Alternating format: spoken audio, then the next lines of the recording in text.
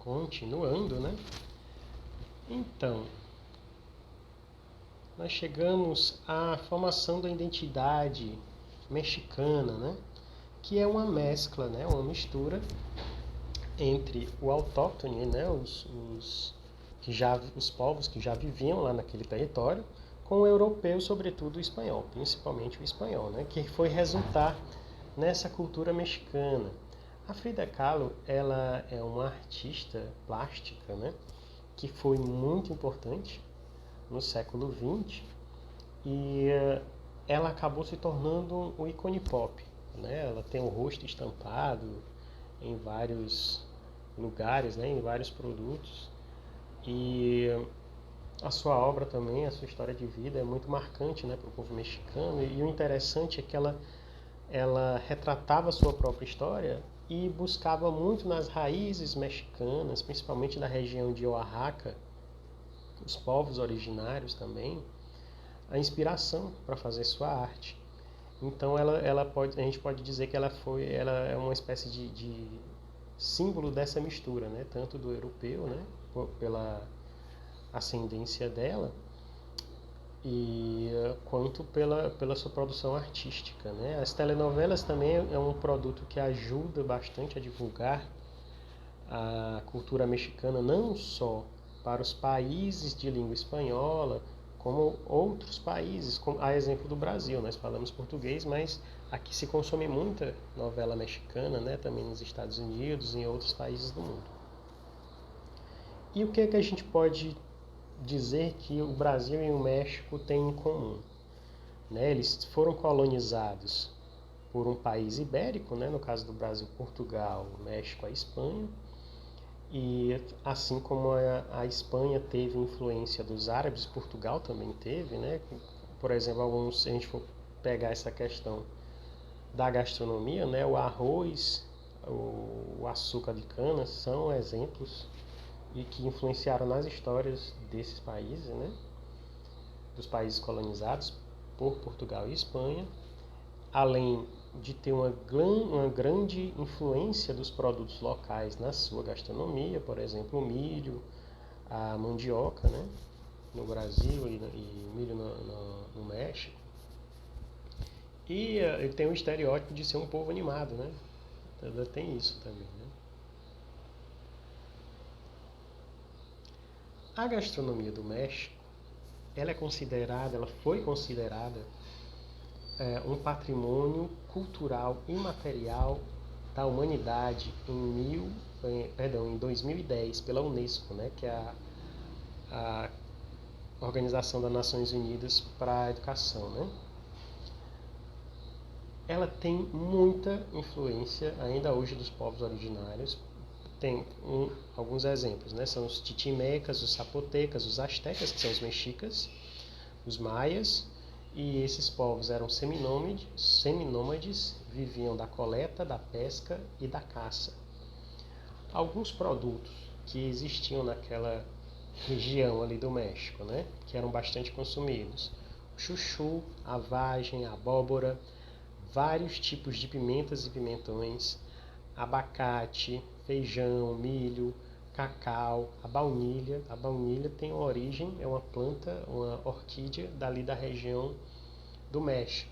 Depois da chegada dos espanhóis, ela foi se espalhando pelo mundo, mas ela tem a origem no México, certo? Esses povos também comiam coelhos, comiam vermes, né, lagartos, etc. Perdão, larvas.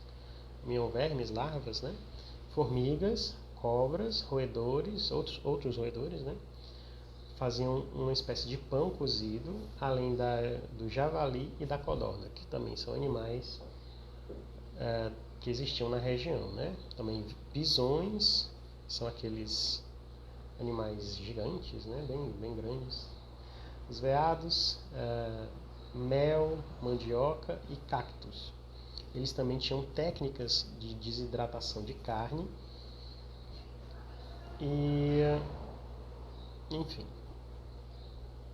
também tinham técnicas próprias de cozimento de alimentos em pedras e utensílios como o mocarrete. Mocarrete é esse aqui, ó. É uma espécie de pilão feito de pedra vulcânica e ainda hoje é bastante utilizado no México para fazer diversas preparações, né? Aqui nós temos um guacamole feito no mocarrete. Ele é muito bom para triturar os alimentos, né? E a Espanha pegou do México e levou para o mundo, né? Perdão, levou até o México o arroz, levou o gado bovino, né? Porco, galinha, os cítricos como laranja, limão, melão, espinafre, sal, alcachofra, figo, cana, nozes, coentro, pimenta do reino, canela, anis, os caprinos, né? Enfim, houve uma troca intensa e isso tudo influenciou na gastronomia do México. A gastronomia do México é bastante diversa, assim como sua vegetação, seus climas, né, seu relevo. Ao norte do país, na região de Chihuahua, existe uma produção muito grande de carne bovina. Então lá você vai encontrar muitos pratos derivados disso, né, derivados de carne seca. Na península da Baixa Califórnia, também ao norte, você vai encontrar muitos pratos com base em peixes e mariscos, certo?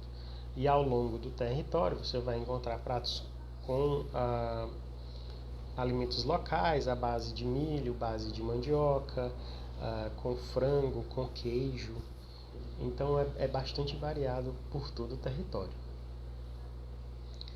Quando os espanhóis chegaram, eles trouxeram aquela influência toda junto com eles, e um dos locais onde a gastronomia mexicana se desenvolveu bastante foi nos conventos, com as freiras, né? Elas desenvolveram uma doceria muito grande e outros pratos, além de outros pratos, como esse aqui da fotografia. Esse prato se chama um mole. Mole que em uma das línguas dos povos originários do México, significa molho. Então é um molho que tem várias especiarias, tem cacau, leva cacau, por isso que ele é escuro assim, na sua composição. E tradicionalmente ele era servido com peru, que também é um animal natural do continente americano. E ao longo do tempo ele foi sendo adaptado para outras aves. Aqui a gente tem um exemplo de uma coxa sobre coxa de galinha servido com arroz, né, que já é uma influência espanhola, né, que denota bem a influência espanhola. Então as freiras dos conventos da região de Puebla, que é um estado situado no centro-sul do México, né, foi que desenvolveram, além do molho, vários outros pratos, certo? Puebla é um importante centro de evolução gastronômica no México. Também foi após a chegada dos espanhóis, né, por volta do século 17, 18, que surgiram as comidas familiares, né, os pratos familiares. As famílias criaram suas próprias comidas, inventavam pratos diferentes, preparações diferentes, que acabavam levando o nome das famílias e tal. Então nessa época surgem essas comidas familiares. No final do século XIX houve uma grande influência francesa, não só no México, mas no mundo todo. Então isso acabou influenciando a gastronomia mexicana também, né? A forma, os métodos franceses acabaram chegando na França e influenciando, né? Seriam sinônimos de requinte e tal. Nos séculos 20 e 21 foi registrado uma espécie de retorno às cozinhas regionais e cozinhas originárias, dos povos originários mexicanos. Isso com a influência da Nouvelle Cuisine francesa, e isso resultou no surgimento da alta cozinha mexicana, né, e a cozinha de autor, onde os chefes mexicanos acabaram se destacando e criando seus próprios pratos, seus próprios menus. Alguns chefes mexicanos famosos são o Enrique Olvera, inclusive ele é protagonista de um episódio da série Chef's Table, que está disponível na Netflix. Eu recomendo que vocês assistam, é bastante interessante. E outros chefes que podemos destacar são a Patrícia Quintana, o Alejandro Ruiz, a Helena Araigada, e todos eles utilizam ingredientes e técnicas tradicionais mexicanos.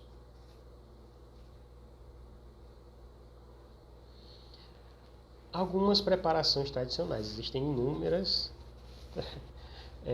preparações no México e eu vou citar algumas. Aqui eu vou falar da tortilha, dos nachos, taco, enchilada, fajita e burrito. A tortilha é a base de todas essas outras preparações, certo? A tortilha ela é uma espécie de panqueca de milho e de trigo, ou de trigo, às vezes das duas farinhas misturadas, mas ela é mais tradicional feita com milho, certo? É uma farinha de milho que é muito comum no México, aqui no Brasil ela é muito difícil de ser encontrada, ela é uma farinha especial e tal. E a partir da tortilha a gente vai fazer outras preparações. Os nachos são as tortilhas cortadas e deixadas mais duras, né? Então você coloca uma cobertura, geralmente você coloca queijo, pode colocar carne e tal, e você serve com molho. Os tacos são feitos com a tortilha aberta, e eles são aberta e seca, né? Nós temos a enchilada, que é uma espécie a tortilha ela é enrolada como se fosse uma panqueca e geralmente é um recheio de frango. A fajita, que é feito com a tortilha mole e ela é recheada apenas de carne. Para se chamar fajita tem que ser apenas de carne. E a mais tradicional é feita com pimentão e cebola. O burrito é uma tortilha enrolada totalmente fechada. Ela é maior que a fajita. E seguindo, nós temos a quesadilha. A quesadilha, como o próprio nome diz, ela é feita com queijo, né? E ela é dobrada ao meio e depois dobrada novamente. Ela vai ter um formato meio triangular, né? E recheada com carne, com queijo. A quesadilha é recheada com queijo, obrigatoriamente com queijo, por isso que é quesadilha. Pode levar outra coisa, pode levar presunto, pode levar carne e tal, mas o elemento queijo não pode faltar, certo? Essas são as preparações que utilizam a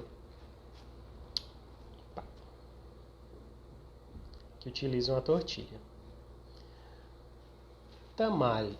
Tamale é um bolo, como vou dizer, é um bolinho, digamos, feito com massa de milho e envolto e cozido na própria palha do milho. No Brasil, a gente chama isso de pamonha.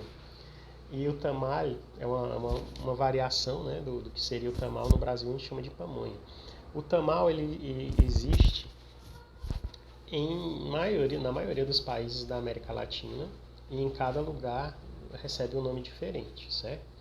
No México ele se chama tamal e quando são dois ou mais, né, chama tamales, né, que é o plural.